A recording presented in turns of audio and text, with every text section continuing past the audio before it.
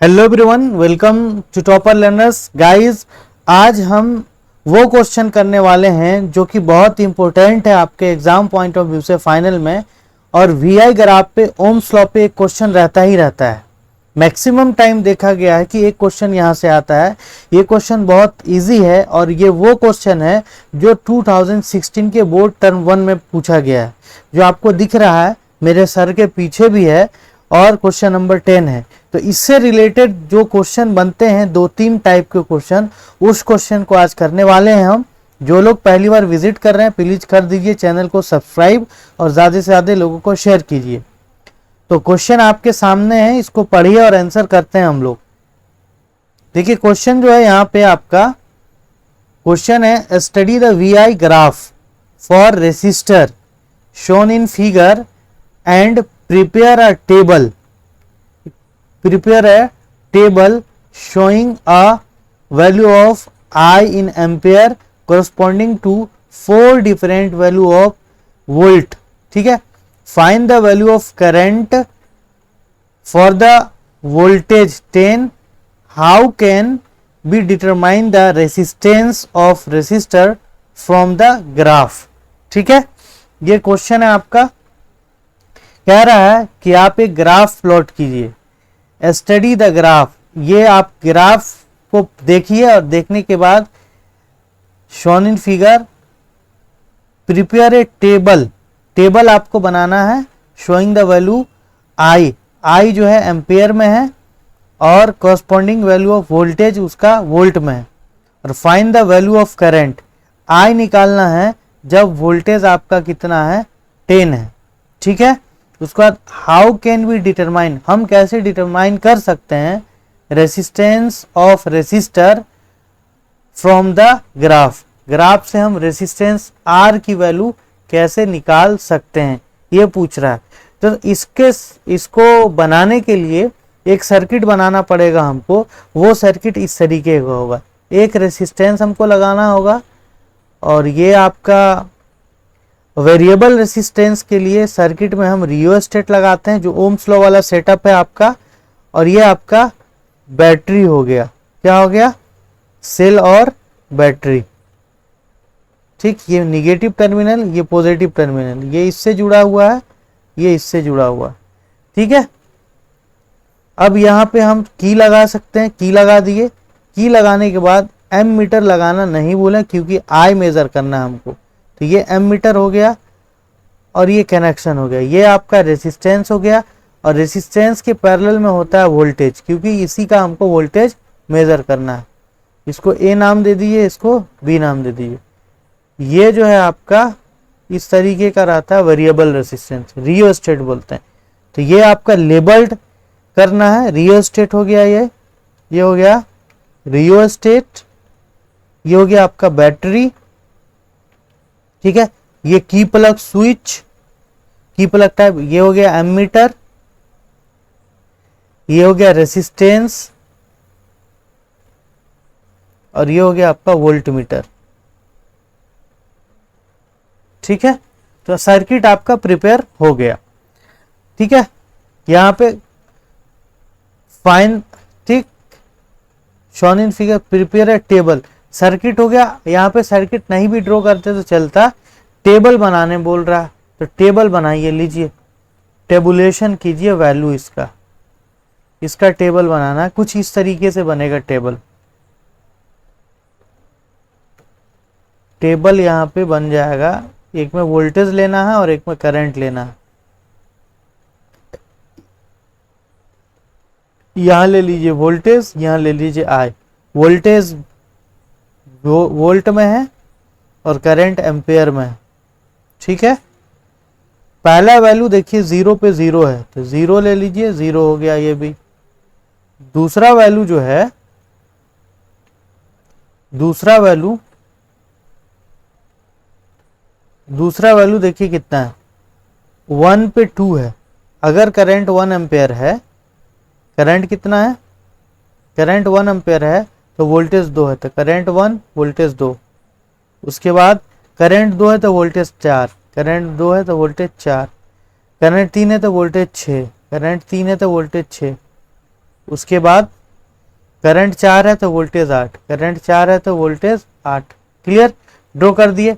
अब इसका आई की वैल्यू पूछ रहा है 10 पे, आई की वैल्यू 10 वोल्ट पे। देखिए 10 वोल्ट पे आई की वैल्यू क्या होगा। हम ग्रेजुअली देख रहे हैं कि आर का जो वैल्यू है, अब यहां से अगर आर निकालें, R equal to V by I होता है, तो यहां तो 0 हो जाएगा।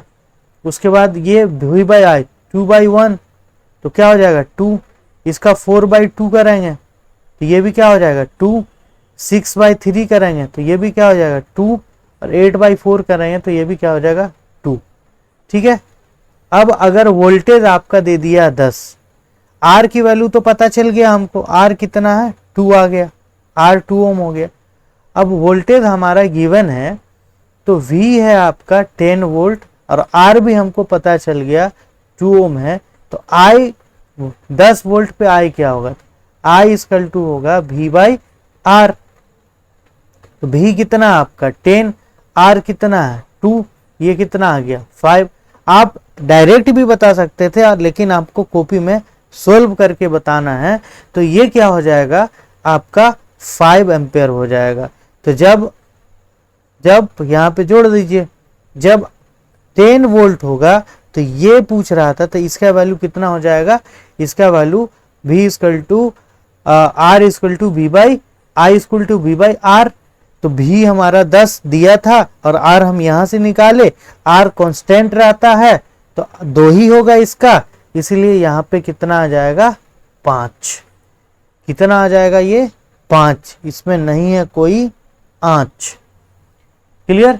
तो ये वाला क्वेश्चन इस तरीके से हम लोगों को करना होता है। तो ये क्वेश्चन जो है इसी तरीके से हमको करना है। टेबल बना लेना था, टेबल बनाने के बाद आर निकालना था, और ये आपको 5 मार्क्स में देता है। और कभी कभी क्या होगा कि आपको टेबल दे देगा, वहां से ग्राफ प्लॉट करना होता है, और ग्राफ प्लॉट करने के साथ साथ आपको उसमें वैल्यू बताना होता है। जैसे कुछ क्वेश्चन और देखते हैं हम, कुछ क्वेश्चन और देखते हैं। ये समझ में आ गया होगा आई होप। जैसे ये क्वेश्चन देखिए आप भी, आप यहाँ पे इस क्वेश्चन में बोल रहा है, ये जो क्वेश्चन है आपका, इस क्वेश्चन में क्या कह रहा है क्वेश्चन कह रहा है a V graph for a nichrome wire given below. Nichrome wire के लिए वी ग्राफ दिया हुआ है।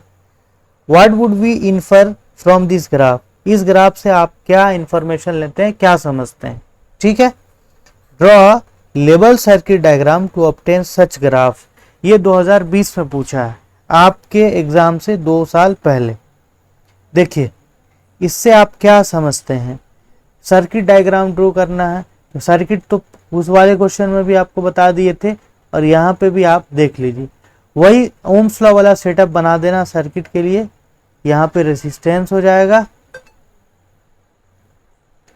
और यहाँ से आप ले लीजिए एमीटर लगा दीजिए सीरीज में, यहाँ स्विच लगा दीजिए, यहाँ पे आप बैटरी लगा दीजिए, और ये जो आपका हो जाएगा रियोस्टेट हो जाएगा। ये क्या हो गया रियोस्टेट। यहाँ पे वोल्ट मीटर लगा दीजिए, ये हो गया आपका वोल्ट मीटर। ए बी नाम दे दीजिए टर्मिनल का। ये रेसिस्टेंस है पिंक कलर का,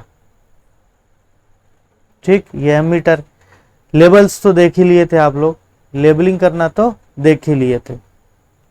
अब देखिए यहाँ पे आप इससे क्या समझते हैं, तो इस ग्राफ से हम ये समझते हैं कि इसका जो स्लोप है स्ट्रेट लाइन है, तो रेसिस्टेंस क्या होगा, रेजिस्टेंस कांस्टेंट होगा। ठीक है। अब इस ग्राफ से अगर आपको बोलता कि आर की वैल्यू निकालिए, find the value of R, तो आर निकालने के लिए कोई एक वैल्यू ले लेते। मान लीजिए जब करंट 0.1 है तो वोल्टेज कितना 4 है, तो R equal to V by I. R V कितना है 0.4 और आई 0.1, इससे ही कैंसिल क्या आ जाता है, आर 4 हो जाता। और एक दो निकाल करके चेक कर लेते हैं। जब ये 0.8 है तो ये 0.2 है, तो इसका अगर R2 निकालते हैं तो 0.8 बाई 0.2, इससे खत्म 4, तो R2 भी 4 आ रहा, मतलब R का वैल्यू कांस्टेंट रहेगा। ये R रेसिस्टेंस रेसिस्टेंस देगा इसका स्लोप।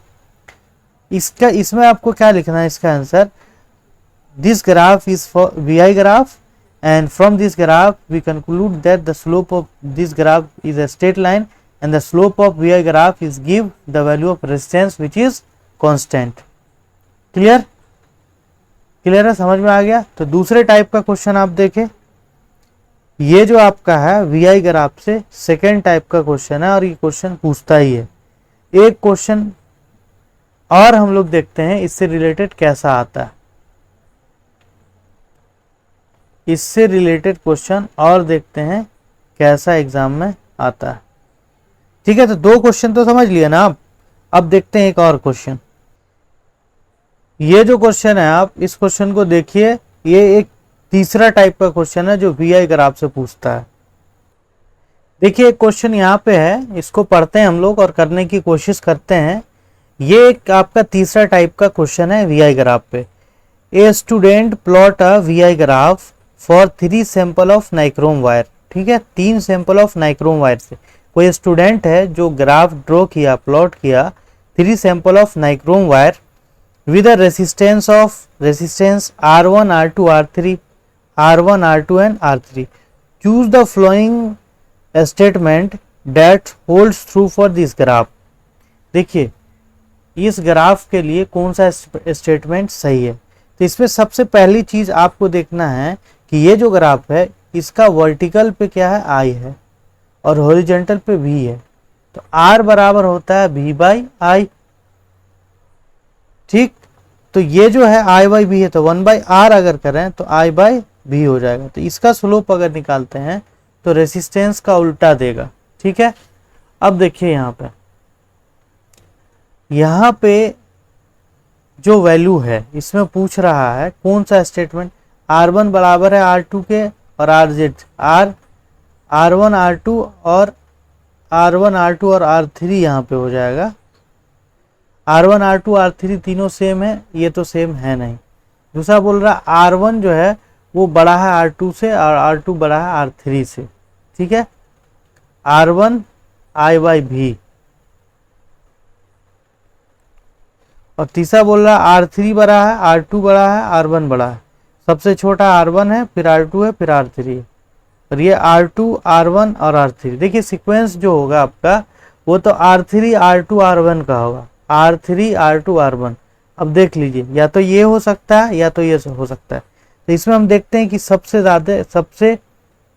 ज्यादा किसका रेसिस्टेंस है। तो सबसे ज्यादा जो रेसिस्टेंस होगा यहाँ पे कंडक्टेंस हो जाएगा ये, और सबसे ज्यादा जिसका कंडक्टेंस होगा उसका रेजिस्टेंस ज्यादा है। तो यहाँ पे अगर हम स्लोप निकालते हैं R3 अगर स्लोप निकालते हैं तो ये हो जाएगा आपका I बाई V। मान लीजिए यहाँ 5 और ये 3 है, तो यहाँ थीटा से ले लीजिए आप। तो जिसका थीटा बढ़ा उसका कंडक्टेंस बढ़ा, और जिसका कंडक्टेंस बढ़ा यानी जिसका थीटा बढ़ा I V ग्राफ में अगर थीटा बड़ा होगा तो रेजिस्टेंस छोटा होगा। I V ग्राफ में I V ग्राफ है, कौन सा ग्राफ है, I V ग्राफ है। ये यानी वर्टिकल पे कॉन्सेप्ट याद रखिएगा, वर्टिकल पे I हो और हॉरिजॉन्टल पे R हो तो R जो है इनवर्सली प्रोपोर्शनल टू हो जाएगा थीटा। ठीक है, और अगर वर्टिकल पे R हो वर्टिकल पे भी हॉरिजॉन्टल पे R हो I हो तो R डायरेक्टली प्रोपोर्शनल टू हो जाता है थीटा। अब यहाँ पे थीटा 3 जो है वो सबसे बड़ा है, तो सबसे कम रेसिस्टेंस उसी का होगा। तो सबसे कम रेसिस्टेंस ये है, फिर ये है, फिर ये है। तो R3 सबसे R1 R2 R3 यहाँ पे देखिए R2 हो गया, ये नहीं होगा, ये नहीं होगा, R2 सबसे बड़ा, फिर R3 R1 फिर R3, ये हो जाएगा। ये कॉन्सेप्ट आप याद रखिए, R inversely proportional to 1 by theta. कब, जब वर्टिकल पे I हो और हॉरिजॉन्टल पे B हो, और R directly proportional to theta जब वर्टिकल पे B हो और ये I हो। बस इतना याद रखना है इसमें, क्योंकि theta directly proportional to resistance होता है और यहां पर जो आई बी ग्राफ होता है उसमें कंडक्टेंस देता है। बस आज के लेक्चर में इतना ही, मिलते हैं नेक्स्ट लेक्चर में।